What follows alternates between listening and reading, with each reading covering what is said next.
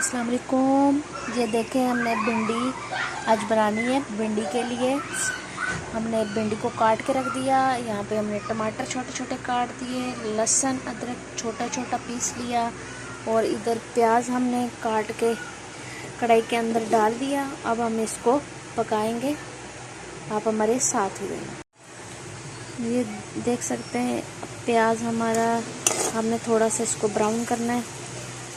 Brown करने के बाद 2-3 मिनट में ये ब्राउन हो जाएगा और इसके अंदर हम सबसे पहले डालेंगे भिंडी, और भिंडी को प्याज और भिंडी गट्ठा इसको फ्राई करेंगे। तो उसके बाद थोड़ा सा फ्राई करने के बाद इसके ऊपर हम टमाटर ऐड करेंगे और लहसुन, और इसको हम दम पे रख देंगे।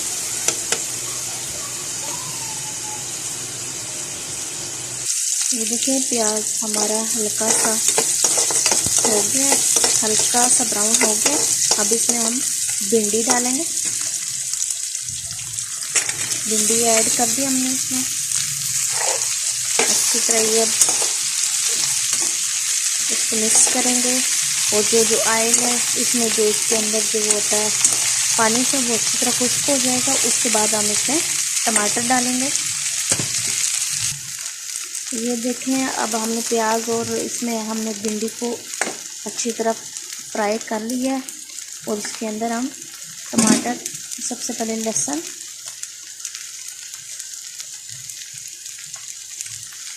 और इसमें हरी मिर्च और टमाटर ऐड करेंगे।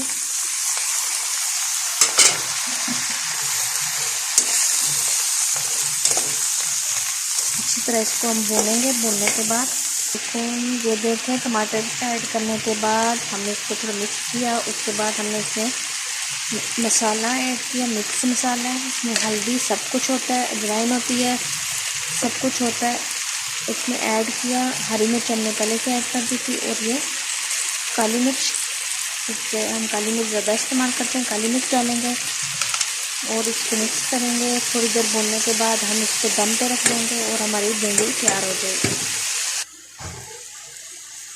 हिसाब ज़रूरत, हिसाब ज़ायका हम नमक इसमें ऐड करेंगे।